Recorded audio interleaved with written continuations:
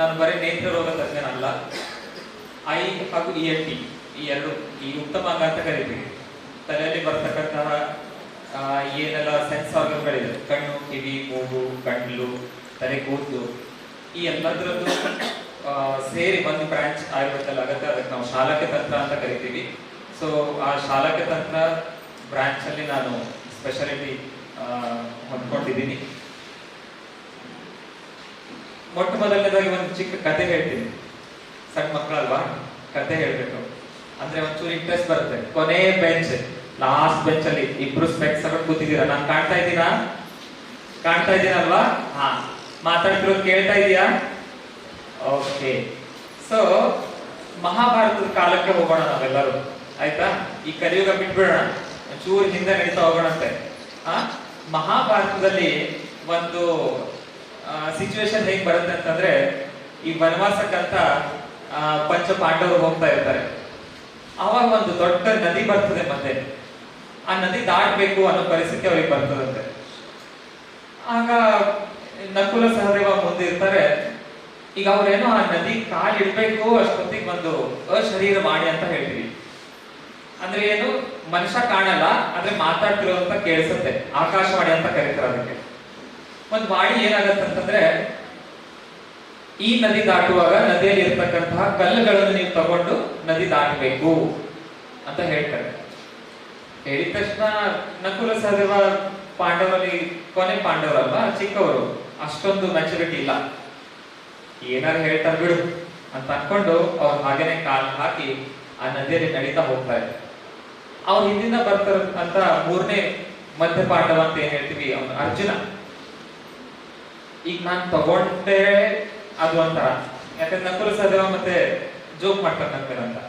ತಗೊಳ್ದೆ ಹೋದ್ರೆ ನನ್ಗಿಂತ ಮುಂಚೆ ಇರುವಂತದ್ದು ಭೀಮ ಮತ್ತೆ ಯುಧಿಷ್ಠಿರ, ಅವ್ರು ನನ್ ಮೇಲೆ ನಗ್ಬಹುದು. ಹಂಗಾಗಿ ಒಂದು ಅತ್ಲಾಗ ಇಲ್ಲ ಅಂತನೂ ಆಗ್ಬಾರ್ದು, ತಗೊಂಡೆ ಅಂತಾನೂ ಆಗ್ಬಾರ್ದು ಅನ್ಕೊಂಡು ಒಂದು 4 ಕಲ್ಲು ತಗೋತಾನೆ, ನದಿಯೊಳಗೆ ತಗೊಂಡು ನಡಿಲಿಕ್ಕೆ ಶುರು ಮಾಡ್ತಾನೆ. ಅದಾದ್ಮೇಲೆ ಬರುವಂತ ಭೀಮ ಕಾಲಿಟ್ಟಿದ ತಕ್ಷಣ ಸ್ವಲ್ಪ ಮೆಚೂರ್, ಈ 3 ಜನಕ್ಕಿಂತನೂ ಮೆಚೂರ್ ಅಲ್ವಾ. ಸೊ ಅವನು ಒಂದ್ 3 ದೊಡ್ಡ ಕಲ್ಲು, ಭೀಮ ಅಲ್ವಾ, ದೊಡ್ಡ ಕಲ್ಲು ಎತ್ಕೊಂಡು ನಡಿಲಿಕ್ಕೆ ಶುರು ಮಾಡ್ತಾನೆ. ಯುಧಿಷ್ಠಿರ ಮಾತ್ರ ಅಶರೀರವಾಣಿ ಹೇಳ್ತಾ ಇದೆ ಅಂತಂದ್ರೆ, ನನಗೆ ಏನಾದ್ರು ಒಳ್ಳೆ ಮಾಡ್ಲಿಕ್ಕೆ ಅದು ಹೇಳ್ತಾ ಇದೆ ಅಂತ ಒಂದು ನಂಬಿಕೆ ಇಟ್ಬಿಟ್ಟು ಆದಷ್ಟು ಸಾಧ್ಯ ಎಷ್ಟಾಗತ್ತೆ ಅಷ್ಟು ಕಲ್ಲುಗಳು ಸೇರಿಸ್ಕೊಂಡು ಕಷ್ಟಪಟ್ಟು ಆ ನದಿಯೊಳಗೆ ನಡಿಲಿಕ್ಕೆ ಶುರು ಮಾಡ್ತಾನಂತೆ. ಆ ನದಿ ಆಚೆಗೆ ಆ ದಂಡೆ ಮೇಲೆ ಕಾಲಿಡುವಾಗ ನಕುಲ ಸಹದೇವ ಕೈಯೊಳಗೆ ಏನೂ ಇರಲಿಲ್ಲ. ಅವ್ರು ಹಾಗೇನೆ ಮೇಲೆ ಹೋದ್ರು. ಅರ್ಜುನನ್ ಕೈಯೊಳಗೆ ಒಂದ್ 2-3 ಕಲ್ಲುಗಳಿದ್ವು. ಮೇಲೆ ಹೋಗಿ ನೋಡ್ತಾನೆ, ಆ ಕಲ್ಲುಗಳ ಪರಿವರ್ತನೆ ಪ್ರೀಶಿಯಸ್ ಜೆಮ್ಸ್ ಒಳಗೆ, ಡೈಮಂಡ್ಸ್ ಒಳಗೆ ಆಗಿರುತ್ತಂತೆ. ಆಮೇಲೆ ಭೀಮ ಕಾಲಿಡ್ತಾನೆ, ದೊಡ್ಡ ಕಲ್ಲುಗಳು ಎತ್ಕೊಂಡಿದ್ದಾನೆ. ಆ ಎಲ್ಲಾ ಕಲ್ಲುಗಳು ಕೂಡ ಡೈಮಂಡ್ ಆಗ್ಬಿಟ್ಟಿರ್ತವೆ. ಕೊನೆಯದಾಗಿ ಯುಧಿಷ್ಠಿರ ಎಲ್ಲಿ ಸಿಗತ್ತೋ ಅಷ್ಟೆಲ್ಲಾ ಜಾಗಗಳ ಕಲ್ಲು ಇಟ್ಕೊಂಡು ಹೋಗಿರ್ತಾನೆ. So is the master of all the diamonds ನಾವು. ಓಕೆ, ಸೊ ಈಗ ಹೇಳ್ಬೇಕೇನಂತಂದ್ರೆ, ಈಗ ನಾನ್ ಮಾತಾಡ್ತಿರ್ತಕ್ಕಂತಹ ಶಬ್ದಗಳು ನಿಮ್ಗೆ ಕಲ್ಲು ಅಂತ ಕಾಣ್ಬೋದು, ಆದ್ರೆ ನೀವ್ ಯಾವಾಗ ನಿಮ್ ಲೈಫ್ ಮುಂದೆ ಹೋಗ್ತಿರಲ್ಲ, ಅವಾಗ ಅದೆಲ್ಲ ಒಂದಿನ ಡೈಮಂಡ್ ಆಗಿ ಕನ್ವರ್ಟ್ ಆಗ್ತಾ ಇದೆ. ಅದಕ್ಕೆ ಎಲ್ಲರೂ ಕೊಟ್ಟಿದ್ದು ನಾನು ಏನ್ ಮಾತಾಡ್ತೀನಿ ಅಂತ ಕೇಳಬೇಕು, ಆಯ್ತಾ? ಓಕೆ. ಸೊ ಈ ಆಯುರ್ವೇದದಲ್ಲಿ 3 ಸಂಹಿತೆಗಳು ಇವತ್ತು ನಾವು ಪ್ರಮುಖವಾಗಿ ನೋಡ್ತೀವಿ. ಒಂದನೇದಾಗಿರ್ತಕ್ಕಂಥದ್ದು ಚರಕ ಸಂಹಿತೆ, 2ನೇದು ಸುಶ್ರುತ ಸಂಹಿತೆ, 3ನೇದು ವಾಗ್ಭಟ ಸಂಹಿತೆ ಅಂತ ಹೇಳಿ. ಈ ವಾಗ್ಭಟ ಸಂಹಿತೆ ಅಂತ ಏನಿದೆ, ವಾಗ್ಭಟಾಚಾರ್ಯರು ಅವರು ಬರೆದಿರ್ತಕ್ಕಂತಹ ಪುಸ್ತಕ ಅದು. ಅವರು ಹಿಮಾಲಯದ ಅಡಿಯಲ್ಲಿ ಕೂತ್ಬಿಟ್ಟು ಧ್ಯಾನ ಮಾಡ್ತಾ ಇರ್ತಾರಂತೆ. ಈಗೇನು ಆ ಬುಕ್ ಬರಿಬೇಕು, ಅದಕ್ಕಿಂತ ಮುಂಚೆ ಒಂದ್ ಸ್ವಲ್ಪ ರೀಕಲೆಕ್ಷನ್ ಅನ್ನೋದು ಇರುತ್ತಲ್ವಾ. ಈಗ ನೀವು ಸ್ಕೂಲಲ್ಲಿ ಒಂದು ಎಸ್ಸೆ ಬರೀತೀರಾ ಅಂತಂದ್ರೆ ಒಂದ್ 5 ನಿಮಿಷ ವಿಚಾರ ಮಾಡ್ತೀರಲ್ವಾ, ಏನ್ ಬರೆಯೋಣ, ಹೇಗ್ ಬರೆಯೋಣ ಅಂತ.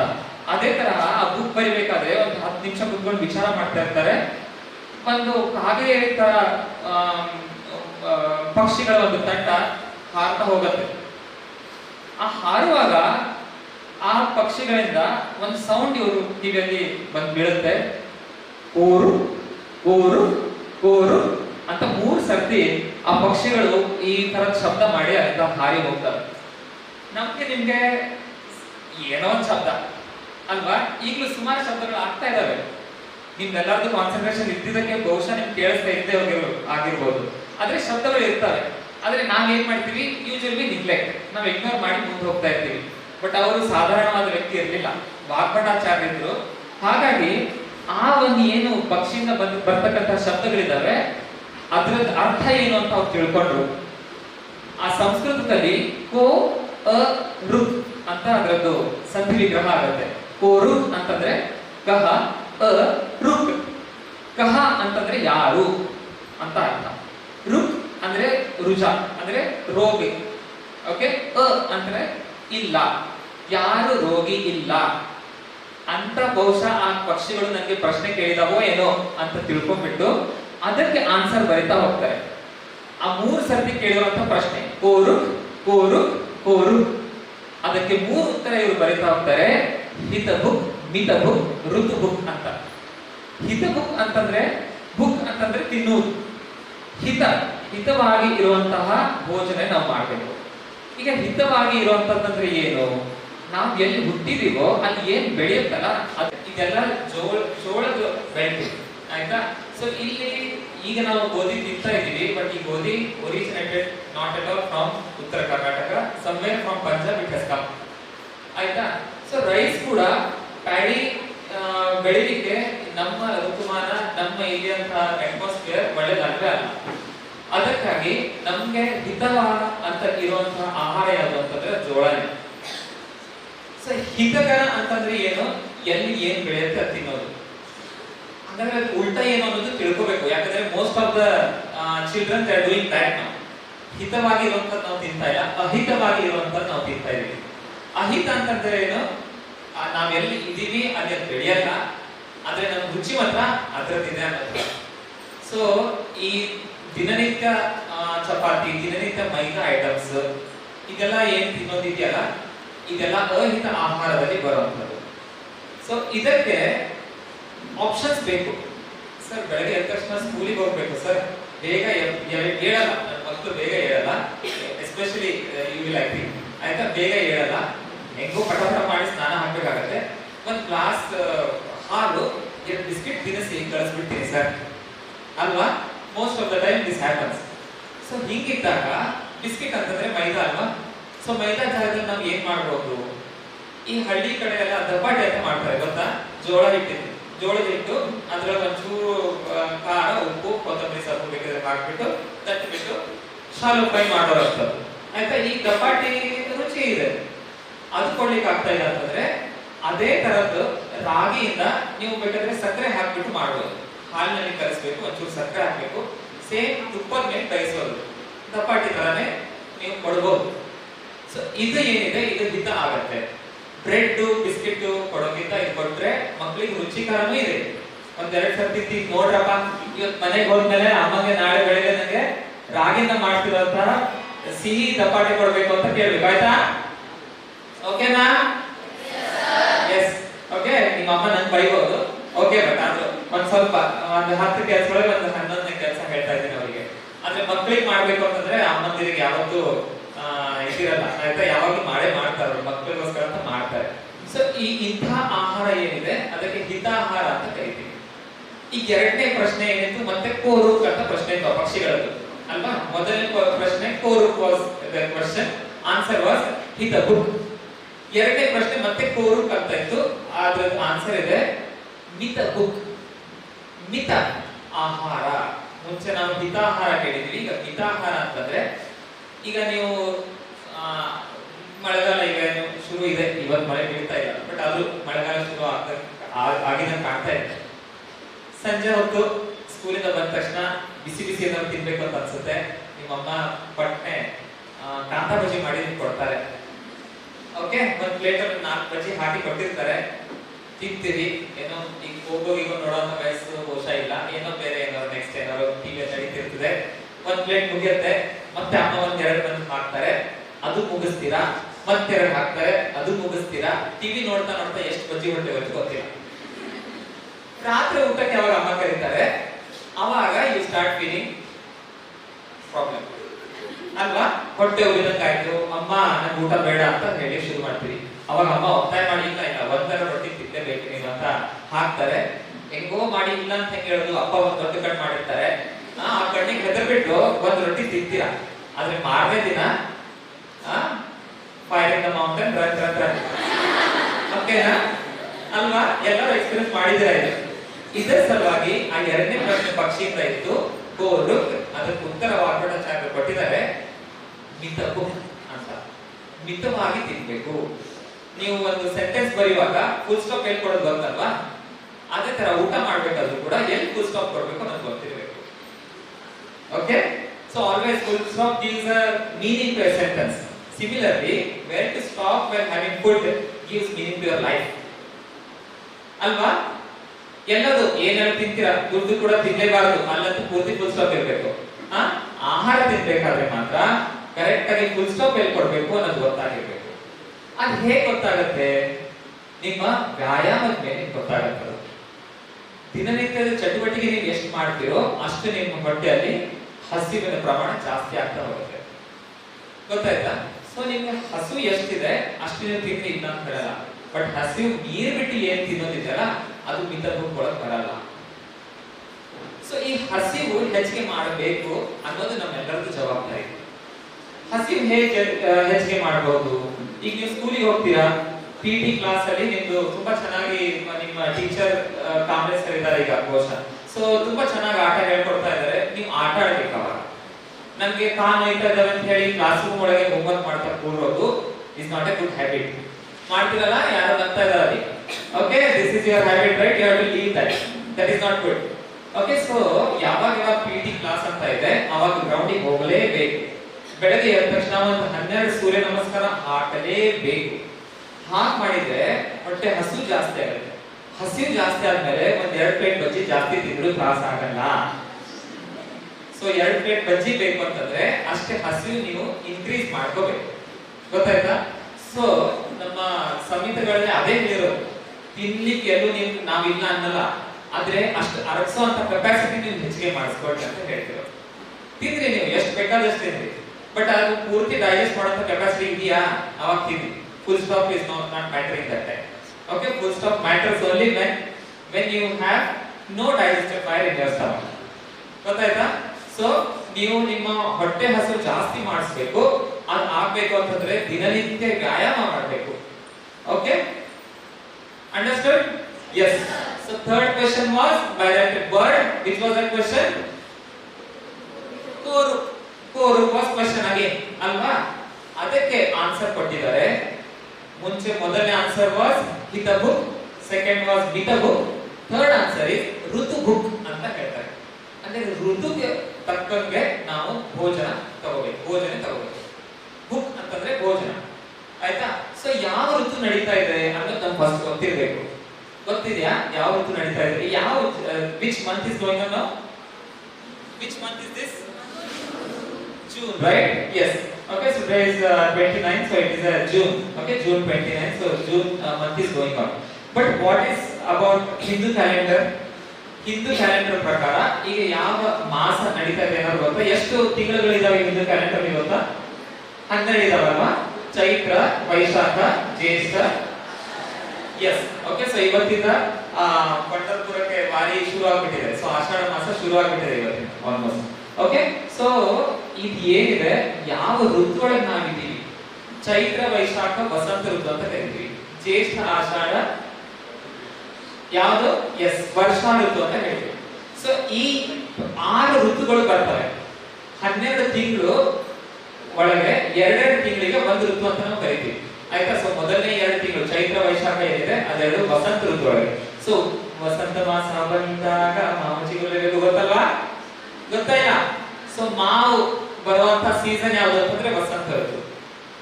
ಅದಕ್ಕೆ ಈ ಯುಗಾದಿ ಹಬ್ಬ ಏನಿದೆ ಅದು ವಸಂತ ಋತುವಿನ ಮೊದಲನೇ ದಿನ ಅಂತಾನೆ ನಾವು ಆಲ್ಮೋಸ್ಟ್ ಕನ್ಸಿಡರ್ ಮಾಡಿದ್ವಿ. ಚೈತ್ರ ಮಾಸ ಮೊದಲನೇ ತಿಥಿ ಅದು. ನಾವು ಹೊಸ ವರ್ಷ ಶುರುವಾಯಿತು ಹಿಂದೂ ಕ್ಯಾಲೆಂಡರ್ ಪ್ರಕಾರ ಹೊಸ ವರ್ಷ ಅಂತ ನಾವು ಕರಿತೀವಿ. ಸೊ ಆ ಒಂದು ಋತು ಒಳಗೆ ನಾವು ಏನ್ ಮಾಡ್ತಾ ಇದೀವಿ ಅಂತಂದ್ರೆ we start eating food with sour taste. ಹುಳಿ ಅಂಶ, ಚಿತ್ರಾನ್ನ. ರಾಮನವಮಿ ಬಂದ ತಕ್ಷಣ ಪಾನಕ, ಚಿತ್ರಾನ್ನ, ಕೋಸಂಬರಿ, ಪಾನಕ, ಫುಡ್ ಹ್ಯಾಬಿಟ್ಸ್, ಆಯ್ತಾ? ಸೊ ಅಲ್ಲಿಂದ ಶುರುವಾಗಿ ಮೊದಲನೇ ದಿನ ಫಸ್ಟ್ ನಾವು ಬೇವು ಬೆಲ್ಲ ಅಂತ ಶುರು ಮಾಡ್ತೀವಿ. ಯುಗಾದಿ ಮೊದಲನೇ ದಿನ ನಾವು ಬೇವು ಮತ್ತೆ ಬೆಲ್ಲದಿಂದ ಶುರು ಮಾಡಿ ರಾಮ ನವಮಿ ಅಂದ್ರೆ ನವಮಿ ತಿಥಿ ಬರುವ ತನಕ ನಾವು ಪಾನಕ ಮತ್ತೆ ಕೋಸಂಬರಿ ತನಕ ಹೋಗ್ತೀವಿ. ಅಂತಂದ್ರೆ ಮೊದಲನೇ ದಿನ we should start with something which is bitter in taste, ಆಯ್ತಾ. ಅಲ್ಲಿಂದ ಮುಂದೆ ಒಂದ್ ಸ್ವಲ್ಪ ಹುಳಿ ಮತ್ತೆ ಸಿಹಿ, ಆಮೇಲೆ ಒಂದ್ ಸ್ವಲ್ಪ ಖಾರ. ಸೊ ಚೈತ್ರ ಮಾಸ ಮತ್ತೆ ಚೈತ್ರ ಮತ್ತೆ ವೈಶಾಖ ಈ ಎರಡು ಸೇರಿ ವಸಂತ ಋತು ಅಂತ ಏನ್ ಕರಿತೀವಿ. ಆ 2 ತಿಂಗಳುಗಳಲ್ಲಿ ನಮ್ಗೆ ಕಫ ರಿಲೇಟೆಡ್ ರೋಗಗಳು ಜಾಸ್ತಿ ಆಗ್ತವೆ. ಈ ಅಸ್ತಮ ಇರುವಂತ ಜನರಿಗೆ ಸಾಧಾರಣವಾಗಿ ಏಪ್ರಿಲ್ ಮೇ ಅಲರ್ಜಿಕ್ ಎಲ್ಲ ಅಲರ್ಜಿಯಿಂದ ಕಣ್ಣು ಕೆಂಪಾಗೋದು, ಕಣ್ಣಲ್ಲಿ ತುರ್ಕಿ ಆಗೋದು, ಕಣ್ಣು ಬಾವು ಬರೋದು, ಕೆಂಪಾಗೋದು. ಅಲರ್ಜಿಯಿಂದ ಬರ್ತಿರುವಂತಹ ನೆಗಡಿ ಸುಮಾರು ಅಕ್ಷಿ ಮಾಡ್ತಿರಲ್ವಾ, ಯಾವಾಗ ಅದು almost it is in the month of April and May. ಈ ಡ್ರೈ ಆಗಿರ್ತದೆ, ಮಣ್ಣೆಲ್ಲ ಮೇಲೆ ಏಳ್ತದೆ. ಆ ಈ ಮೇಲೆ ಏಳಿರುವಂತಹ ಮಣ್ಣಿಂದ ಈ ನಮ್ಮ ಸೆನ್ಸ್ ಆರ್ಗನ್ಸ್ ಏನಿದೆ ಅದೆಲ್ಲ ಕಡೆ ನಿಮಗೆ ಪ್ರಾಬ್ಲಮ್ ಉಂಟಾಗುವಂಥದ್ದು. ಅದಕ್ಕೆ ಈ ಒಂದು 2 ತಿಂಗಳಲ್ಲಿ ನಾವೇನ್ ಹೇಳ್ತೀವಿ, ಕಫ ರಿಲೇಟೆಡ್ ವ್ಯಾಧಿಗಳು ಅಂತ ಹೇಳ್ತೀವಿ. ಸೊ ಈ 2 ತಿಂಗಳೊಳಗೆ ಕಫ ಆಗದೆ ಇರುವಂತಹ ವಿಧಾನಗಳು ನಾವು ಮಾಡಬೇಕು. ಅಂದ್ರೆ ಏನು, ಋತು ಬುಕ್ ನಾವು ತಗೋಬೇಕು. ನೆಕ್ಸ್ಟ್ ಬರುವಂತಹದ್ದು ವರ್ಷಾ ಋತು. ವರ್ಷಾ ಋತು ಅಂದ್ರೆ ನಿಮ್ಗೆ ಗೊತ್ತು, ಸ್ಕೂಲಿಗೆ ಬರ್ಲಿಕ್ಕೂ ಒಂಥರ ಬೇಜಾರಾಗುವಂತ ಋತು ಇದೆ ಅಲ್ವಾ. ಬೆಳಗ್ಗೆ ಏಳ್ಬೇಕು, ಹೊರಗಡೆ ರಪ ಮಳೆ ಬೀಳ್ತಾ ಇರ್ತದೆ, ಯೂನಿಫಾರ್ಮ್ ಹಾಕೋಬೇಕು, ಅದ್ರ ಮೇಲೆ ರೇನ್ ಕೋಟ್ ಹಾಕೋಬೇಕು, ಇಲ್ಲಿ ಬರ್ಬೇಕು, ಬರೋ ತನಕ ಕಾಲ್ ಚಾಗ್ತದೆ, ಬೀಳ್ತೀವಿ, ಸುಮಾರು ಏನೇನೋ ಪ್ರಶ್ನೆ ಅಲ್ವಾ. Problems and only problems in the ವರ್ಷಾ ಋತು. But all solutions for agriculturist ಅಲ್ವಾ. ವರ್ಷಾ ಋತು ಚಲೋ ಇದೆ ಅಂತ ಆದ್ರೇನೆ ನಮ್ಗೆ ಬೆಳೆಯೋದು. ಅದಕ್ಕೆ ವರ್ಷಾ ಋತು ಒಳಗೆ ನಾವು ಮಾತ ವಿಕಾರಗಳು ಅಂತ ಹೇಳ್ತೀವಿ. ಕಾಲ್ ನೋವು, ಮಂಡಿ, ಈ ಎಲ್ಲ ಏನಿದೆ ಇದೆಲ್ಲ ವರ್ಷಾ ಋತು ಒಳಗೆ ಕಾಣಿಸ್ಕೊಳ್ತಿರುವಂತದ್ದು. ಸೊ ಅಂತ ಹೊತ್ತಿಗೆ ಏನ್ ತಗೋಬೇಕು ಅಂತಂದ್ರೆ ಉಷ್ಣಾಹಾರ ತಗೋಬೇಕು. ನೀವು ಏನ್ ತಿಂತಿರೋದೆಲ್ಲ ಬಿಸಿ ಬಿಸಿ ತಿನ್ಬೇಕು. ಎಲ್ಲ ಮನೆಯೊಳಗೆ ಹಿಮಾಲಯ ಇದೆಯಲ್ವಾ, ಫ್ರಿಡ್ಜ್ ಅಲ್ವಾ, ಎಲ್ಲ ಮನೆಯೊಳಗಿದೆ.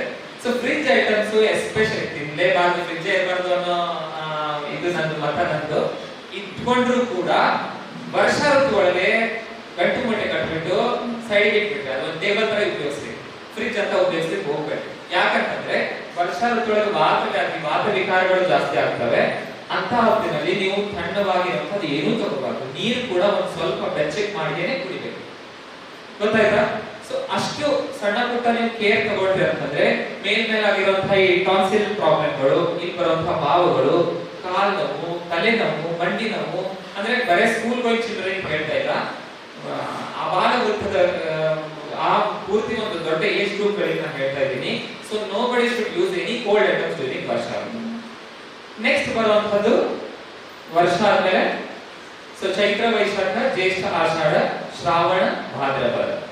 ಓಕೆ, ಸೊ ಈ 2 ಋತುಗಳಲ್ಲಿ ತಿಂಗಳಲ್ಲಿ ಏನ್ ಬರುತ್ತೆ ಅಂತಂದ್ರೆ ಗಣಪತಿ ಹಬ್ಬ, ಆಮೇಲೆ ಶ್ರಾವಣ ಅಂತಂದ್ರೆ ಎಲ್ಲ ಆಲ್ಮೋಸ್ಟ್ ಎಲ್ಲ ಹಬ್ಬಗಳು ಶ್ರಾವಣ ಮಾಸದಲ್ಲೇ ಬರುವಂತದ್ದು. ಈ ಸರ್ ಈಗ ಹೇಳಿದ್ರು ನಾಗ ಪಂಚಮಿ ಅಂತ, ಸೊ ನಾಗ ಚೌತಿ ಪಂಚಮಿ ಆ ಹಬ್ಬ ಅದರೊಳಗೆ ಬರುತ್ತೆ. ಕೃಷ್ಣ ಜನ್ಮಾಷ್ಟಮಿ ಅವಾಗೆ ಬರುವಂತದ್ದು. ನೆಕ್ಸ್ಟ್ ಗಣಪತಿ ಹಬ್ಬ ಅವಾಗೆ ಬರುವಂತದ್ದು. ಈ ಮಂಗಳಗೌರಿ ಅಂತ ಹೆಣ್ಮಕ್ಳು ಪೂಜೆ ಮಾಡ್ತಾರೆ, ಆ ಎಲ್ಲ ಹಬ್ಬಗಳು ಇದೇ ಒಂದು 2 ತಿಂಗಳಲ್ಲಿ ಬರುವಂತದ್ದು. ಸೊ ಈ 2 ತಿಂಗಳಲ್ಲಿ ಒಂದ್ ಸ್ವಲ್ಪ ಮಳೆ ಕಡಿಮೆ ಆಗಿರ್ತದೆ, ಅಂದ್ರೆ ಕಂಟಿನ್ಯೂ ಮಳೆ ಇರಲ್ಲ, ಸ್ವಲ್ಪ ಮಳೆ ಸ್ವಲ್ಪ ಬಿಸಿಲು ಇರ್ತದೆ. ಈ ಮಂಗಳಗೌರಿ ಅಂತ ಏನ್ ವ್ರತ ಮಾಡ್ತಾರಲ್ಲ ಹೆಣ್ಮಕ್ಳು, ಅದು ಏನು ಅಂತಂದ್ರೆ ಮನೆ ಹತ್ರ ಇರುವಂತಹ ತಪ್ಪಲುಗಳು, ಸಿಂಗಲ್ ಲೀವ್ಸ್, ಓಕೆ, ಏನ್ ಬೇಕಾದಾಗಿರ್ಬೋದು, they have to pluck those leaves. ಏನ್ ಮಾವಿನ ಮರ ಇದೆಯಾ, ಒಂದು ತಪ್ಪಲು ಮಾವಿದ್ದು, ತುಳಸಿ ಇದೆಯಾ, ತುಳಸಿ ಒಂದ್ ತಪ್ಪಲು, ದೂರ್ವೆ ಇದೆಯಾ, ದೂರ್ವೆ ಒಂದ್ ತಪ್ಪಲು, ಎಲ್ಲಾ ತರದ್ದು ಒಂದೊಂದೊಂದೊಂದು ತಪ್ಪಲು ತಗೊಂಡು ಬಂದು ಆ ಶಿವನ ಒಂದು ಲಿಂಗ ಮಾಡಿರ್ತಾರೆ, ಆ ಲಿಂಗದ ಮೇಲೆ ಹಾಕ್ಬೇಕು, ಪೂಜೆ ಮಾಡ್ಬೇಕು, ನಮಸ್ಕಾರ ಮಾಡ್ಬೇಕು. ಮಾರನೇ ದಿನ ಆ ಎಲೆಗಳು ಏನ್ ಕಲೆಕ್ಟ್ ಮಾಡಿರ್ತಾರಲ್ಲ ಅದು ಜಜ್ಬಿಟ್ಟು ಅದರಿಂದ ರಸ ಹಿಂಡಿ 1 ಚಮಚ ಕುಡಿಬೇಕು ಅನ್ನೋ ವಿಧಾನ. ಈಗ ಮನೆ ಹತ್ರ ಯಾರಾದ್ರೂ ವಿಷದ ಗಿಡಗಳು ಹಚ್ಚಿರ್ತಾರ? ಇಲ್ಲ. So what ever is the trees are plants surrounding your house, ಎಲ್ಲದೂ ಕೂಡ ಔಷಧಿನೇ ಇರುತ್ತೆ. ಈ ಎಲ್ಲದನ್ನು ಮೀರಿ ನಮ್ಮ ಆಚಾರ್ಯರು ಹೇಳಿದ್ದಾರೆ ಜಗತ್ತೇವಂ ಅನೌಷಧಂ ಅಂತ ಹೇಳಿದ್ದಾರೆ. ಅಂದ್ರೆ ಏನು, ಇಡೀ ಜಗತ್ತೇನೆ ಅನ್ನ ಔಷಧ, ಅಂದ್ರೆ ಔಷಧ ಇಲ್ಲ ಅನ್ನೋ ತರ ಜಗತ್ತೊಳಗೆ ಏನೂ ಇಲ್ಲ. ಜಗತ್ತೊಳಗೆ ಏನೇನು ಇದೆಯೋ ಅದೆಲ್ಲ ಔಷಧನೇ. ಈಗ ಹೇಗಪ್ಪ ಅಂತಂದ್ರೆ ನಮ್ಗೆ ಏನಾದ್ರು ನಾವು ಗ್ರೌಂಡ್ ಅಲ್ಲಿ ಆಟ ಆಡ್ತಿರ್ತೀವಿ, ಒಂದ್ ಸಣ್ಣ ಗಾಯ ಆಗ್ತದೆ. ಈ ಹಿಬಿಸ್ಕಸ್ ಟ್ರೀ ಗೊತ್ತಾ, ಪ್ಲಾಂಟ್ ಗೊತ್ತು ನಿಮ್ಗೆ, ಜಪ ಅಂತ ಸಂಸ್ಕೃತದಲ್ಲಿ ನಾವು ಕರಿತೀವಿ, ದಾಸವಾಳ ಹೂ ಅಂತ ನೀವು ಹೇಳ್ತೀವಿ. ಅದ್ರದ್ದು ಎಲೆ ಜಜ್ಬಿಟ್ಟು ನೀವು ಹಚ್ಕೊಂಡ್ರು ಕೂಡ ಗಾಯ ಮಾಯ ಆಗತ್ತೆ, ಗೊತ್ತಾಯ್ತಾ? ಸೊ ದಿನನಿತ್ಯ ನಿಮ್ ಕಣ್ ಮುಂದೆನೆ ಕಾಣ್ತಿರೋಂಥದ್ದು ಕುಮಾರಿ ಅಂತ ಹೇಳ್ತೀವಿ, ಅಲೋವೆರಾ. ಅಲೋವೆರಾ ಪಲ್ಪ್ ತೆಗೆದು ನೀವು ತಂದೆ ಶೇವಿಂಗ್ ಮಾಡುವಾಗ ಸಣ್ಣ ಗಾಯ ಆದ್ರೆ ಅಲೋವೆರಾ ಪಲ್ಪ್ ಹಚ್ತಾರೆ, ಸುಮಾರು ಜನ ಹಚ್ತಾರೆ. ಹಚ್ಚಲ್ಲ ಅಂತಂದ್ರೆ you should go and tell your parent that ನಿಮ್ಮ ಅಪ್ಪ ಹೇಳ್ಬೇಕು, ಶೇವಿಂಗ್ ಮಾಡುವಾಗ ಏನಾದ್ರು ಆಯ್ತು ಅಂತಂದ್ರೆ you have to apply aloe vera gel there, ಆಯ್ತಾ? ಸೊ ನಮ್ಮ ಮನೆ ಸುತ್ತಮುತ್ತನೇ ಸುಮಾರು ಔಷಧಿ ಗಿಡಗಳು ಇರ್ತವೆ. ನಮ್ಗೆ ಏನು ಅಂತಂದ್ರೆ ಅದ್ರದ್ದು ಉಪಯೋಗ ಗೊತ್ತಿರಲ್ಲ. ಆ ಉಪಯೋಗನೇ ಗೊತ್ತಿಲ್ಲ ಅಂತಂದ್ರೆ ನಾವು ಅದ್ರ ಕಡೆ ಸರಿ ಹೇಳಿದಂಗೆ ಹಿತ್ತು ಗಿಡ ಮದ್ದಲ್ಲ ಅನ್ನೋ ತರ ಅಲ್ಲಿದೆಲ್ಲ ಇರ್ತದೆ, ಬಟ್ ಅದ್ರದ್ದು ಔಷಧಿಗಳನ್ನ ನಮ್ಗೆ ಗೊತ್ತಿಲ್ಲ ಅಂತ ತಕ್ಷಣ ನಾವು ಅದನ್ನ ನೆಗ್ಲೆಕ್ಟ್ ಮಾಡಿ ಬಿಟ್ಬಿಡ್ತೀವಿ. ಸೊ ಈ ಅದೇ ತರಹ ಒಂದ್ ಸ್ವಲ್ಪ ಶ್ರಾವಣ ಮತ್ತೆ ಭಾದ್ರಪದ 2 ತಿಂಗಳಲ್ಲಿ ಹಸಿವು ತಾನಾಗೆ ಜಾಸ್ತಿ ಆಗುವಂತ ಸಮಯ. ಈಗ ಹಸಿವು ಆಗ್ತಾ ಇರ್ಬೇಕಲ್ವ, ವರ್ಷ ಇದ್ರು ಕೂಡ ಹಸಿವು ಚೂರು ಆಗ್ತಾ ಇರ್ಬೇಕ ಕಾಣ್ತಾ ಇದೆ ನನಗೆ. I am a doctor, I can read your cases. Okay, yes, something is awaiting for you. ಒಂದ್ ಸ್ವಲ್ಪ 10 ನಿಮಿಷ, 12 ತಿಂಗಳು ಮುಗಿಬೇಕು, ಇನ್ನು 4ನೇ ತಿಂಗಳವರೆಗಿಲ್ಲ, ಆಯ್ತಾ? ಸೊ ಹಸಿವು ಒಂಚೂರು ಜಾಸ್ತಿ ಆಗ್ತಿರ್ತದೆ, ಅದಕ್ಕೆ ಗಣಪತಿ ಅಂತಹ ಒಂದು ಹಬ್ಬನ ಆಚರಿಸ್ತೀವಿ. ಮೋದಕ ಮಾಡ್ತೀವಿ, ಮೋದಕ ಕರಿತೀವಿ, ಎಣ್ಣೆ ಒಳಗೆ ಹಾಕಿ ಡೀಪ್ ಫ್ರೈ ಮಾಡಿ ತಿಂತೀವಿ. ಇಲ್ಲ ಅಂತಂದ್ರೆ ನೀರ್ ಮೇಲೆ ಇಟ್ಟು ಹಬೆ ಮಾಡ್ಬಿಟ್ಟು ವಿ ಈಟ್, ಆಯ್ತಾ? ಸೊ 2 ವಿಧಾನದಲ್ಲಿ ಮೋದಕ ಮಾಡ್ತಾರಲ್ವಾ, ಉಗುಳಿಸಿ ಮೋದಕ, ತಳ್ಳೆಲೆ ಮೋದಕ, ಸೊ ದೊಡ್ಡ ಪ್ರಕಾರ ಕರ್ತಾನೆ. So these 2 methods both are heavy for digestion. ಆದ್ರೂ ನಮ್ಮ ಎನ್ಸಿಸ್ಟರ್ಸ್ ಮುಂಚಿಂದನೂ ಗಣೇಶ ಹಬ್ಬ ಆಚರಣೆ ಮಾಡಿದ್ದಾರೆ, ಮುಂಚಿಂದನೂ ಮೋದಕನೇ ಗಣಪತಿಗೆ ಇಷ್ಟ. ಗಣಪತಿಗೆ ಇಷ್ಟ ಅಂದ್ರೆ ಯಾವ ತರ ತಿಂದಿ ನೋಡಿದಿರಪ್ಪ? ಒಬ್ಬರ ನೋಡಿದಿರಾ? ಅಷ್ಟು ವರ್ಷ ನೀವು ಗಣಪತಿ ಮುಂದೆ ಇರ್ತಾ ಇದ್ದೀರಾ? ಎನಿ ಟೈಮ್ ಗಣಪತಿ ಅದು ಹೇಳಿ ಇಲ್ಲ, ನಾಟ್ ಅಟ್ ಆಲ್. ಯಾವತ್ತೂ ಅವ್ನು ತಿನ್ನಲ್ಲ. ಇದೆಲ್ಲ ನಾವು ದೇವರಿಗೆ ಪ್ರಿಯ ಅಂತ ಯಾಕೆ ಹೇಳ್ತೀವಿ ಅಂತಂದ್ರೆ ಮನುಷ್ಯ ಬಾಯಿ ಮುಚ್ಕೊಂಡು ತಿನ್ಬೇಕು ಅಂತ. ದೇವರಿಗೆ ಪ್ರಿಯ ಅಂತಂದ್ಮೇಲೆ ಅವ್ನು ಫಾಲೋವರ್ ಮನುಷ್ಯ ತಿಂದೇ ತಿಂತಾನೆ ಅನ್ನೋ ತರ ಇತ್ತು. ಇವಾಗಿನ ಕಾಲದಲ್ಲಿ ನಾವು ಅದ್ ಯಾಕೆ ಮಾಡ್ತಾ ಇಲ್ಲ ಅಂತಂದ್ರೆ ನಮ್ಮ ಮಕ್ಕಳು ಉಲ್ಟಾ ಪುಲ್ಟಾ ಪ್ರಶ್ನೆಗಳನ್ನು ಕೇಳಲಿಕ್ಕೆ ಶುರು ಮಾಡಿದ್ದಾರೆ. ಅದಕ್ಕೆ ಬೇಕಾಗಿರುವಂತಹ ಉತ್ತರ ಪೇರೆಂಟ್ಸ್ ಹತ್ರ ಇಲ್ಲ. ಅದಕ್ಕೆ ಉತ್ತರ ಬೇಕು ಅಂತಂದ್ರೆ ನಮ್ಮ ಹತ್ರ ಡಾಕ್ಟರ್ಗಳಿಗೆ ಬಂದು ಸಿಗ್ಬೇಕು. We will give answers. ನಮ್ಮ ಹತ್ರ ಉತ್ತರಗಳಿದ್ದಾವೆ. ನಾವು ಒಂದ್ ಸ್ವಲ್ಪ ಈ ಬುಕ್ಸ್ ಗಳು ಓದಿದ್ರೆ ನಮ್ಮ ಹತ್ರ ಉತ್ತರ ಇದ್ದಾವೆ. ಅದಕ್ಕೆ ಉತ್ತರ ಕೊಡ್ಲಿಕ್ಕೆ ಆಗದೆ ನಾವು ಏನ್ ಹೇಳ್ತೀವಿ, ಗಣೇಶನ್ ಪ್ರಿಯ ಮೇಡಮ್, ಗಣೇಶ ತಿಂತಾರೆ ನಿಮ್ಗೆ ತಿನ್ಲಿಕ್ಕೆ, ಅವನಂತಾನೆ ನಮ್ಮ ತೋರ್ಸು, ಗಣೇಶ ತಿಂದ್ರೆ ತೋರ್ಸು, ಅವ್ನು ತಿಂದು ನಾ ತಿಂತೀನಿ ಅಂತ ಹೇಳ್ತಾರೆ. ಪೇರೆಂಟ್ಸ್ ಫೇಲ್ ಎಲ್ಲಾಗ್ತಾ ಇದೆ ಅಂದ್ರೆ ಇಲ್ಲಿ scientific approach to the ancestors tradition ಅದು ನಮ್ಮಲ್ಲಿ ಕಾಣ್ತಾ ಇಲ್ಲ ಈಗ. ಹಂಗಾಗಿ ಮಕ್ಕಳು ಪ್ರಶ್ನೆ ಕೇಳೋರು ಸಹಜ, ಅವ್ರು ಕೇಳಲೇಬೇಕು, ನೀವುಗಳು ಕೇಳಲೇಬೇಕು ಪ್ರಶ್ನೆ, ಆಯ್ತಾ? ಉತ್ತರ ಅಲ್ಲಿ ಸಿಕ್ಕಿಲ್ಲ ಅಂದ್ರೆ ನಮ್ಮ ಕಡೆ ಬನ್ನಿ. ಡಾಕ್ಟರ್ ಎನ್ ಮುಖ್ಯವಾಗಿ ಮೆಡಿಕಲ್ ಕಾಲೇಜ್ ಒಳಗೆ ನಾವು ಇರ್ತೀವಿ, room number 6. Okay, I'll be there waiting for you. If at all you find some questions regarding these things, regarding food, you have to approach me. Okay, I will give answer. ಆಯ್ತಾ? ಜೊತೆಗೆ ರೆಸಿಪಿಗಳು next ಒಂದು program ಮಾಡೋಣ madam. ಇವರಿಗೆ ತಾಯಂದ್ರಿಗೆ ಕರೆಯೋಣ sir, Chougala sir, next ಒಂದು program ಇಡೋಣ. ಈ ತಾಯಂದ್ರಿಗೆ ಕರೆದ್ಬಿಟ್ಟು recipe ಹೇಳ್ಕೊಡೋಣ ಅಂತ ಅವ್ರಿಗೆ, ಆಯ್ತಾ? ಸೊ ರೆಸಿಪಿ ಪ್ರೋಗ್ರಾಮ್ ಒಂದು ಮಾಡ್ಕೊಡೋಣ ನಿಮಗೋಸ್ಕರ.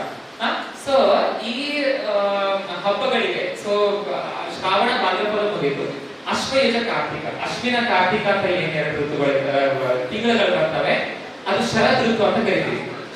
ಶರದ್ ನವರಾತ್ರ ಅಂತ ನೀವು ಗೊತ್ತು, ನವರಾತ್ರಿ ಹಬ್ಬ ಅದು ಕೂಡ ಹೌದು. ಕಾರ್ತಿಕದಲ್ಲಿ ದೀಪಾವಳಿ ಹಬ್ಬನೂ ಬರ್ತದೆ.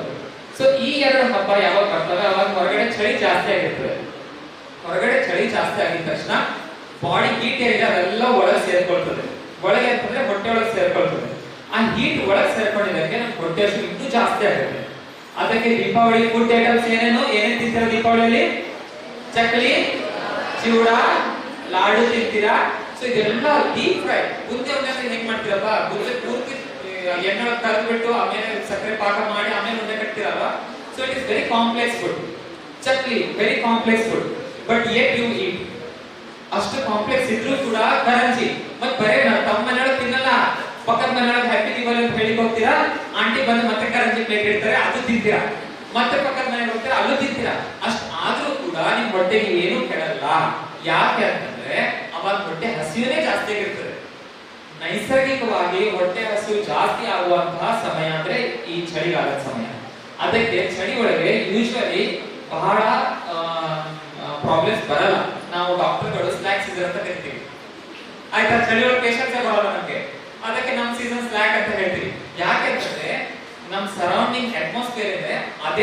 ದೊಡ್ಡ ಬಲ ಕೊಡ್ತದೆ. ಸೊ ಅಶ್ವಯುಜ ಮತ್ತೆ ಕಾರ್ತಿಕ ಮುಗೀತು. ಆಮೇಲೆ ಎರಡು ಬರ್ತಕ್ಕಂಥ ತಿಂಗಳು ಯಾವುದು? ಚೈತ್ರ, ವೈಶಾಖ, ಜ್ಯೇಷ್ಠ, ಆಷಾಢ, ಶ್ರಾವಣ, ಭಾದ್ರಪದ, ಅಶ್ವಿನ, ಕಾರ್ತಿಕ, ಮಾರ್ಗಶೀರ್ಷ, ಪೌಷ. ಈ ಎರಡು ತಿಂಗಳು ಇನ್ನೂ ಚಳಿ ಜಾಸ್ತಿ ಆಗ್ತಾ ಹೋಗುತ್ತೆ. ಎಷ್ಟು ಚಳಿ ಆಗುತ್ತೆ ಅಂತಂದ್ರೆ ಹೊರಗಡೆ ಬಂದು ಯಾವ ಹಬ್ಬನೂ ಆಚರಿಸ್ಲಿಕ್ಕೆ ಆಗಲ್ಲ ನಿಮಗೆ. ಅದಕ್ಕೆ ಈ ಪುಷ್ಯ ಮಾಸ ಅಂತ ಕರಿತೀವಿ. ಅವಾಗ ಏನು ಇರಲ್ಲ ನೋಡಿ, ಅದು ಶುಭ ಅಲ್ಲ ಅಂತ ಹೇಳ್ತೀವಿ. ಅವಾಗ ಏನು ಮಾಡಲ್ಲ. ಮನೆಯೊಳಗೆ ಯಾವ ಮದ್ವೆ ಇದು ಬಂದ್ರೆ ಪುಷ್ಯ ಮಾಸ ಬ್ಯಾಡ್ರಿ ಆಮೇಲೆ ನೋಡೋಣ ಅಂತ ಹೇಳ್ತೀವಿ. ಇದು ಯಾಕೆ ಅಂತಂದ್ರೆ ಭಯಂಕರ ಚಳಿ, ಹೊರಗೆ ಬಂದ್ರೆ ಕಾಲ್ ಸೆಳೆತ ಆಗ್ತದೆ. ಅದಕ್ಕೆ ಮನೆಯೊಳಗೆ ಕೂತ್ಕೊಳ್ಳಿ, ಬ್ಲಾಂಕೆಟ್ ಒಳಗೆ ಹೊತ್ಕೊಂಡು ಕೂತ್ಕೊಳ್ಳಿ, ಮನೆಯೊಳಗೆ ಎಷ್ಟು ಆಗುತ್ತೆ ಅಷ್ಟು ಕೆಲಸಗಳು ಮಾಡ್ರಿ ಅನ್ನುವಂತಹ ಸಮಯ ಇದೆ. ಅದಕ್ಕೆ ಅವಾಗ ಯಾವ ಹಬ್ಬನೂ ಇಲ್ಲ. ಈ ತಿಂಗಳುಗಳು ಮುಗಿತಾ ಬರ್ತಿದ್ದಂಗೆ ಸಂಕ್ರಾಂತಿ ಹಬ್ಬ ಬರ್ತದೆ. ಅವಾಗ ನಾವು ಎಳ್ಳು ಮತ್ತೆ ಬೆಲ್ಲ ತಿನ್ನುವಂಥದ್ದು. ಅವಾಗ ಏನಾಗಿರ್ತದೆ, ಭಯಂಕರ ಚಳಿ ಆಗಿದ್ದಕ್ಕೆ ಹೊಟ್ಟೆ ಹಸು ಕಡಿಮೆ ಆಗಿರ್ತದೆ. ಅವಾಗ ಎಳ್ಳು ಈ ಯಜ್ಞ ಹೋಮ ಎಲ್ಲ ಮಾಡ್ಬೇಕಾದ್ರೆ ಎಳ್ಳು ಹಾಕ್ತಾರೆ ಅಂದ್ರೆ ಅದ್ರೊಳಗೆ ಚಿಟಿ ಚಿಟಿ ಅಂತ ಸೌಂಡ್ ಕೊಡ್ತದೆ, ಪಟ್ಟ ಅದು ಬೆಂಕಿ ಹೊತ್ಕೊಳ್ತದೆ. ಅದೇ ತರ ಆ ಎಳ್ಳೊಳಗೆ ಎಣ್ಣೆ ಅಂಶ ತುಂಬಾ ಇದೆ, ಜಿಡ್ಡಾಂಶ ತುಂಬಾ ಇದೆ. ಸೊ ನಾವು ಸಾದಾ ಈ ಮನೆಯೊಳಗೊಂದು ಒಲೆ ಹಚ್ಚಬೇಕಾದ್ರೆ ಒಂಚೂರು ಕೆರೋಸಿನ್ ಹಾಕ್ತಿರಲ್ಲ, ಇಲ್ಲ ಒಂದು ಅಡುಗೆ ಎಣ್ಣೆನೆ ಒಂದ್ ಸ್ವಲ್ಪ ಹಾಕ್ಬಿಟ್ಟು ಆಮೇಲೆ ನೀವು ಉರಿ ಹಚ್ತೀರಿ ಅಂದ್ರೆ ಏನು ಎಣ್ಣೆ ಅಂಶ ಇದ್ರೆ ಬೆಂಕಿ ಬೇಗ ಹೊತ್ಕೊಳ್ತದೆ. ಅದಕ್ಕೇನೆ ಹೊಟ್ಟೆಯೊಳಗಿನ ಬೆಂಕಿ ಕಡಿಮೆ ಆಗಿರ್ತದೆ. ಅದಕ್ಕೇನೆ ಅವಾಗ ಎಳ್ಳು ಮತ್ತೆ ಬೆಲ್ಲ ಹೊಟ್ಟೆಗೆ ಕೊಡ್ಬೇಕು. ಅಂದ್ರೆ ಹೊಟ್ಟೆಯೊಳಗಿನ ಬೆಂಕಿ ಅಂದ್ರೇನೆ ಡೈಜೆಸ್ಟಿವ್ ಫೈರ್ ಜಾಸ್ತಿ ಆಗ್ತದೆ. ಆ ಡೈಜೆಸ್ಟಿವ್ ಫೈರ್ ಜಾಸ್ತಿ ಆಗಿದ ತಕ್ಷಣ ಮತ್ತೆ ನೀವು ಚೆನ್ನಾಗಿ ತಿನ್ಬಹುದು. ಗೊತ್ತಾಯ್ತಾ? This is the calendar of event. Okay, so actually ಬೇರೆ ಯಾವ ಡಯಟಿಷಿಯನ್ ಕಡೆನೂ ಹೋಗೋದು ಬೇಕಾಗಿಲ್ಲ. ನಮ್ಮ ಅಜ್ಜ ಮುತ್ತಜ್ಜ ಅವ್ರು ಏನು ಹಬ್ಬಗಳು ನಮ್ಗೆ ಹೇಳ್ಕೊಟ್ಟಿದಾರಲ್ಲ, ಆ ಒಂದು ಇದ್ರ ಪ್ರಕಾರ ನಾವು ಹೋಯ್ತು ಅಂತಂದ್ರೆ ನಮ್ಗೆ ಯಾವ ಕಾಯಿಲೆನೂ ಬರಲ್ಲ. ಅದಕ್ಕೆ ವಾಕಟಾಚಾರ್ಯರಿಗೆ ಆ ಪಕ್ಷಿಗಳು ಕೇಳಿರುವಂತಹ ಮೂಲ ಪ್ರಶ್ನೆ ಕೋರು ಕೋರು ಕೋರು. ಅದಕ್ಕೆ ಮೂರು ಉತ್ತರ ಹಿತಭು, ಮಿತಭು, ಋತುಭು. ಗೊತ್ತಾಯ್ತಾ? Okay, will you repeat 3 questions of that bird? ಕೋರು ಕೋರು ಕೋರು. 3 answers from ವಾಕಟಾಚಾರ್ಯ: ಹಿತಭು, ಮಿತಭು, ಋತುಭು. Very good. Yes. Time ಎಷ್ಟಾಯ್ತು? Okay, I'll take few more minutes. ಈಗ ಏನ್ ತಿನ್ಬೇಕು, ಯಾವಾಗ ತಿನ್ಬೇಕು ಅನ್ನೋದು ಗೊತ್ತಾಯ್ತು. ಹಿತವಾಗಿರುವಂತ ತಿನ್ಬೇಕು, ಮಿತವಾಗಿ ತಿನ್ಬೇಕು, ಋತು ತಕ್ಕಂತೆ ನೋಡ್ಬಿಟ್ಟು ನಾವು ತಿನ್ಬೇಕು ಗೊತ್ತಾಯ್ತು. ನೆಕ್ಸ್ಟ್ ಎಲ್ಲಿ ಕುತ್ಕೊಂಡು ತಿನ್ಬೇಕು ಅನ್ನೋದು ಬಹಳ ಮುಖ್ಯ. ಈಗ ನಾವೆಲ್ಲರೂ ಅದೇ ಬಿಡ್ತಿದೀವಿ. ಅಮ್ಮನ ಕಡೆಯಿಂದ ಪ್ಲೇಟ್ ರೆಡಿ ಮಾಡ್ಕೊಳ್ಳೋದು, ಟಿವಿ ಮುಂದೆ ಹೋಗಿ ಕುತ್ಕೊಂಡು ತಿನ್ನೋದು ಎಲ್ಲರೂ ಮಾಡ್ತಾ ಇದ್ರಲ್ಲ. ಇವರಂತೂ ಬಹಳ ದೊಡ್ಡವರು. ನನ್ನ ಮಗು ಚಿಕ್ಕದಿತ್ತು, ಮನೆಯೊಳಗೆ 3 years baby, even they want mobile in front of them, then only they will eat ಅನ್ನೋ ಪರಿಸ್ಥಿತಿ ಬಂದಿದೆ. ಅಂತ ಹೊತ್ತಿನಲ್ಲಿ ಈ ಆಹಾರ ವಿಧಾನ ಏನಿದೆ, ತಗೊಳ್ಳೋಂಥ ವಿಧಾನ ನಾವು ಚೇಂಜ್ ಮಾಡಲೇಬೇಕು. ಈಗ ನಾನು ನನ್ನ ಮಗಂದೇ ಮತ್ತೆ ಎಕ್ಸಾಂಪಲ್ ಫಸ್ಟ್ ನನ್ನಿಂದಾನೇ ಶುರು ಮಾಡ್ತೀನಿ. ನಿಮ್ ಮಗ ಹೆಂಗಿದ್ದಾನೆ, ನೀವೇ ನಮ್ಗೆ ಹೇಳ್ತೀರಾ ಅಂತ ನೀವು ಕೇಳ್ಬೋದು. ಅವನ ಮಾಡಿ ಶುರು ಆದ್ಮೇಲೆ ನಾನೇನ್ ಮಾಡಿದೆ ಅಂತಂದ್ರೆ ರಾಮಾಯಣ ಮಹಾಭಾರತದಲ್ಲಿ ಇರುವಂತ ಕಥೆಗಳು ಹೇಳ್ತಾ ತಿನ್ನಿಸಿ ಶುರು ಮಾಡಿದ್ವಿ ನಾನು ನಮ್ಮ ಮನೆಗೆ. What they want is they want to bring their concentration somewhere ಅಷ್ಟೇ. ಆಯ್ತಾ? ತಿನ್ನುವಾಗ ಇಲ್ಲಾಂದ್ರೆ ನೀವು ಏನ್ ರೆಸಿಪಿ ಮಾಡಿರ್ತೀರೋ ಅದ್ರ ಬಗ್ಗೆನೇ ಹೇಳ್ತಾ ಹೋದ್ರು ಕೂಡ ಮಗು ಕೇಳೋದಕ್ಕೆ ತಿನ್ನೋದು ಅವ್ರಿಗೆ ಏನ್ ಗೊತ್ತಿದೆ ಅಂತ ನಾವು ಅನ್ಕೊಂಡಿದೀವಿ. ಬಟ್ ಅದೇ ಬೆಳೆಯೋ ವಯಸ್ಸ. ಅವಾಗೇ ನಾವು ಏನ್ ಹೇಳ್ತೀವಿ, ಅವಾಗ ಮೇ ಬಿ ನಮ್ಗೆ ಅನ್ಸ್ಬೋದು ಅವ್ರಿಗೆ ಏನು ತಿಳಿತಿಲ್ಲ ಅಂತ, ಬಟ್ ತಿಳಿತಾ ಇರ್ತದೆ. ಆಯ್ತಾ? ಸೊ ಅದೇ ತರ ನಾವು ಇವ್ರ ಕಾನ್ಸಂಟ್ರೇಷನ್ ಕೂಡ ಎಲ್ಲೋ ಒಂದು ಹೆಲ್ದಿ ಅಟ್ಮಾಸ್ಫಿಯರ್ ನಾವು ಕನ್ವರ್ಟ್ ಮಾಡ್ಬೇಕು. ಹಂಗ ಆಗ್ಬೇಕು ಅಂತಂದ್ರೆ ತಾಯಿ ತಂದೆ ಇವ್ರು ಮಾಡ್ತಿರೋ ಊಟ ಟೈಮಲ್ಲಿ ಜೊತೆಗೆ ಇರ್ಬೇಕು. ಈ ಪ್ಲೇಟ್ ಸಿಸ್ಟಮ್ ಏನಿದೆ, ಬುಫೆ ಸಿಸ್ಟಮ್ ಮನೆಯಿಂದ ಹೊರಗೆ ತರಕಾಕ್ರಿ, ಅವಾಗ ತಕ್ಕ ನಮ್ಮ ಪ್ರಜೆ ಸರಿಯಾಗಿ ಆಗಲ್ಲ. ಮನೆ ಒಳಗೆ ಬುಫೆ ಸಿಸ್ಟಮ್ ತಗೋಬೇಡಿ please. Parents should eat whatever you eat along with your child. ಗೊತ್ತಾಯ್ತಾ? ನೀವು ಮನೆಯೊಳಗೆ ಎಲ್ಲ ಮಾಡಿದ್ದೆಲ್ಲ ಅಡುಗೆಗಳು ಸಾಮಾನ್ಯ ಏನೆಲ್ಲ ಇದೆ ಮತ್ತೆ ಇಡಿ, ಪ್ಲೇಟ್ ಅರೇಂಜ್ ಮಾಡಿ ಸುತ್ತ ರೌಂಡ್ ಆಗಿ ಕುತ್ಕೊಂಡು ಊಟ ಮಾಡೋ ಹೊತ್ತಿಗೆ ಇವತ್ತು ಸ್ಕೂಲಲ್ಲಿ ಏನಾಯ್ತು ಅನ್ನೋದು ಅವ್ನ ಕಡೆ ತಿಳ್ಕೊಳ್ಳಿ. ತಂದೆನು ಇವತ್ತು ನಾನು ಜಾಬಿಗೆ ಹೋದ್ರಲ್ಲಿ ಏನಾಯ್ತು, ಹೋಗೋದು ಹಿಂಗಾಯ್ತು, ಬರೋದು ಹಿಂಗಾಯ್ತು, ತಂದೆನು ಹೇಳಿ. ತಾಯಿನ ಇವತ್ತು ಪಕ್ಕದ ಮನೆ ಆಂಟಿ ಬಂದು ಕೂತಿದ್ರು, ಅವ್ರು ಹಿಂಗ್ ಹೇಳಿದ್ರು ಅನ್ನೋದು ಗಾಸಿಪ್ ನೀವೇನ್ ಮಾಡಿರ್ತೀರಾ ಅದು ಕೂಡ ಶೇರ್ ಮಾಡ್ರಿ. ಅವಾಗ ಏನಾಗುತ್ತೆ, ನಮ್ಮ ಸರೌಂಡಿಂಗ್ ಅಲ್ಲಿ ಏನ್ ನಡೀತಾ ಇದೆ ಅನ್ನೋದು ಮಗುನಿಗೂ ಗೊತ್ತಾಗತ್ತೆ, ತಂದೆಗೂ ಗೊತ್ತಾಗತ್ತೆ, ತಾಯಿಗೂ ಅವರಿಬ್ಬರ ಬಗ್ಗೆ ಗೊತ್ತಾಗತ್ತೆ. ಒಂದು ಹೆಲ್ತಿ ಅಟ್ಮಾಸ್ಫಿಯರ್ ಗ್ರೋ ಆಗುತ್ತೆ. ನೀವ್ ಏನ್ ತಿಂತಾ ಹೋಗ್ತಿರೋ ಅದ್ರ ಜೊತೆ ಒಳ್ಳೆ ವಿಚಾರನೂ ತಲೆಗೆ ಹೋಗುತ್ತೆ. ಬರೇ ನೀವು ಒಂದು ಇದ್ರ ಮೇಲೆ ಸ್ಟಡಿ ಆಗಿದೆ. ಸೊ ಒಂದು ಹಾರರ್ ಸೀರಿಯಲ್ ನೋಡ್ತಾ ನೋಡ್ತಾ ಊಟ ಮಾಡಿದ್ರೆ ಹೊಟ್ಟೆಗೆ ಎಲ್ಲೂ ಅಂತ ಆಗಲ್ಲ. ಊಟ ಆದ ತಕ್ಷಣ ಮಗ ಸಂಡಾಸಿಗೆ ಹೋಗ್ತಾನೆ. This happens. ಭಯಜ ಅತಿಸಾರ ಅಂತ ಇದೆ ನಮ್ಮಲ್ಲಿ ಒಂದು. ಭಯ ಪಟ್ಟು ಆಗುವಂತ ಸಂಡಾಸ ಭಯಜ ಅತಿಸಾರ ಅಂತ ಕರಿತೀವಿ. ಸೊ ನಾವು ಊಟ ಮಾಡ್ಬೇಕಾದ್ರೆ ಏನ್ ಜೊತೆಗೆ ಮಾಡ್ತಾ ಇದೀವಿ ಅನ್ನೋದು ವೆರಿ ಇಂಪಾರ್ಟೆಂಟ್. ಇಷ್ಟ ಈ ಸಹಾಷ್ಣೀಯ ಅಂತ ಹೇಳ್ತಾರೆ. ನೀವು ಸ್ಕೂಲಲ್ಲಿ ಹಾಗೆ ಮಾಡ್ತೀರಲ್ಲ, ನಿಮ್ ಫ್ರೆಂಡ್ಸ್ ಎಲ್ಲ ಗ್ರೂಪ್ ಮಾಡಿ ಕೊಡ್ತಿರ್ತಾನೆ. ಯಾಕೆ ಮಾಡ್ತೀರಾ? ನಿಮ್ ಎನಿಮಿ ಜೊತೆ ಕುತ್ಕೊಂಡು ಊಟ ಮಾಡ್ರಿ ಇವತ್ತು ನೋಡೋಣ. ಊಟ ಹೋಗಲ್ಲ ನಿಮ್ಗೆ. ಹಂಗೆ ಎನಿಮಿ ಇರಲ್ಲ, ಯಾರು ಇರಲೂಬಾರ್ದು. ಸ್ಕೂಲ್ ಲೆವೆಲ್ ಅಂತೂ ಇರಲೇಬಾರ್ದು. Everyone must be friend. But ಅಷ್ಟೊಳಗೂ ಜಾಸ್ತಿ ಕ್ಲೋಸ್ ಯಾರು ಇರ್ತಾರೆ ಅವ್ರ ಜೊತೆ ಕುತ್ಕೊಂಡು ಊಟ ಮಾಡ್ತೀರಾ ಇಲ್ಲ? ಊಟ ಮಾಡ್ಬೇಕಾದ್ರೆ ಒಂಚೂರ ಸಬ್ಬಸ್ಗೆ ಪಲ್ಯ ಅವ್ರ ಕಡೆ ತಗೋತೀರಾ, ನಿಮ್ಮಲ್ಲಿ ಇರೋ ದುಡ್ಡು ಅವ್ರಿಗೆ ಕೊಡ್ತೀರಾ, ಮಾಡ್ತೀರಾ ತಾನೆ? ಮಾಡಲೇಬೇಕು. You must do that. Along with that, what happens is whenever like-minded sit for having food, your mind will also grow. ನೀವು ಎನಿಮಿ ಇಲ್ಲ ಮುಂದೆ ಕುತ್ಕೊಂಡಿರೋ ಬಗ್ಗೆ ಎನಿಮಿಟಿ ತಲೆಯೊಳಗೆ ಇಟ್ಕೊಂಡು ಫುಡ್ ತಗೊಂಡ್ರೆ ಆ ಫುಡ್ ಕನ್ವರ್ಟ್ಸ್ ಟುವರ್ಡ್ಸ್ ಎನಿಮಿಟಿ. ಈಗ ನಾನು ನಡಿಬೇಕಾದ್ರೆ ಕಾಲೊಳಗೆ ಒಂದು ಬಾಟಲ್ ಬಿದ್ದಿದೆ ಅಂತಂದ್ರೆ ನಾನು ಎನಿಮಿಟಿ ಅಟ್ಮಾಸ್ಫಿಯರ್ ಊಟ ಮಾಡಿದೆ ಅಂತಂದ್ರೆ ಹೋಗೋದಿಕ್ಕೆ ನನ್ನ ತಲೆಯೊಳಗೆ ಏನ್ ಬುದ್ಧಿ ಬರ್ತದೆ ಗೊತ್ತಾ? ಹಿಂಗ್ ಹೋಗ್ತಾ ಹಿಂಗ್ ಬಂದು ಹೋಗ್ಬೇಕು ಅಂತ ಆ ಬಾಟಲ್. ಅದೇ ನಾನು ಫ್ರೆಂಡ್ ಇರುವಂತಹ ಒಂದು ಗ್ರೂಪ್ ಒಳಗೆ ಊಟ ಮಾಡಿದ್ರೆ ಆ bottles what happens? Yes. So you should be having food with your like-minded people to build up your mental state also. ಊಟ ತೈತರಿಯ ಉಪನಿಷತ್ ಒಳಗೆ ಹೇಳಿದ್ದಾರೆ. ಅಂದ್ರೆ ವೇದ ಆದ ತಕ್ಷಣ ಬರುವಂತ ಉಪನಿಷತ್ ಅದ್ರೊಳಗೆ ಹೇಳಿದ್ದಾರೆ, ನೀವ್ ಏನ್ ತಿಳ್ತೀರಾ ಅದ್ರ ಅರ್ಧ ಭಾಗ ಅಷ್ಟೇ ದೇಹಕ್ಕೆ ಹೋಗುತ್ತೆ, ಕಾಲ ಭಾಗ ಮನಸ್ಸಿಗೆ ಹೋಗುತ್ತೆ, ಇನ್ನು ಕಾಲ ಭಾಗ ಹೊರಗಡೆ ಹೋಗುತ್ತೆ ಅಂತ. ಸೊ ಆ ಅರ್ಧ ಭಾಗಕ್ಕಂತ ನಾವು ಇಂಪಾರ್ಟೆನ್ಸ್ ಕೊಡ್ತಾನೆ ಇದೀವಿ. ಉಳಿದಿದ್ದ ಕಾಲ ಭಾಗ ಏನಿದೆ ಬಹಳ ಮುಖ್ಯ. ಶರೀರ ದೊಡ್ಡ ಬೆಳೀತು, ಇದು ಇಷ್ಟೇ ಉಳಿತು, ಏನು ಉಪಯೋಗ ಅಲ್ವಾ? ಶರೀರದ ಜೊತೆ ಮನಸ್ಸು ಕೂಡ ಉತ್ತುಂಗವಾಗಿ ಬೆಳಿಬೇಕು. ನಾನಂತೂ ಅಂತೀನಿ, ಲಾಲ್ ಬಹದ್ದೂರ್ ಶಾಸ್ತ್ರಿ, ಗಾಂಧೀಜಿ ಅವ್ರಿಗೆ ನೋಡಿ, ಶರೀರ ಒಂಚೂರು ಚಿಕ್ಕದೇ ಬೆಳೀತಿದೆ ಅವ್ರದ್ದು. ಆದ್ರೆ ಈಗ ಹೆಂಗ್ ಬೆಳೀತು ನೋಡ್ರಿ. ಭಾರತದ 2ನೇ ಪ್ರಧಾನಿಯಾಗಿದ್ರು ಲಾಲ್ ಬಹದ್ದೂರ್ ಶಾಸ್ತ್ರಿ ಅಲ್ವಾ? ರಾಷ್ಟ್ರಪಿತ ಅಂತ ನಾವು ಗಾಂಧೀಜಿ ಕರಿತೀವಿ. ವೀರ್ Savarkar, he was not at all more than 5 feet 1 inch ಅಷ್ಟೇ. ದೇಹ ಚಿಕ್ಕದಿದ್ರು ಕೀರ್ತಿ ದೊಡ್ಡದಾಗತ್ತೆ. ಅದ್ ಯಾಕೆ ಅಂತಂದ್ರೆ ಉಳಿದಿದ್ದ ಕಾಲ ಭಾಗ ಏನಿದೆಯಲ್ಲ ಇಲ್ಲಿ ಹೋಗ್ತಿರ್ತದೆ, ಅದರಿಂದ ಅದಾಗೋದು. So you have to give due importance for that 1/4 part whatever we eat which reaches here. Okay? Yes. So please, my humble request to all parents, Marathi मध्ये सांगायचं असेल तरी सांगतो, कन्नड मध्ये तरी सांगितलंच आहे की तुम्ही सगळे मिळून जेवायला बसा.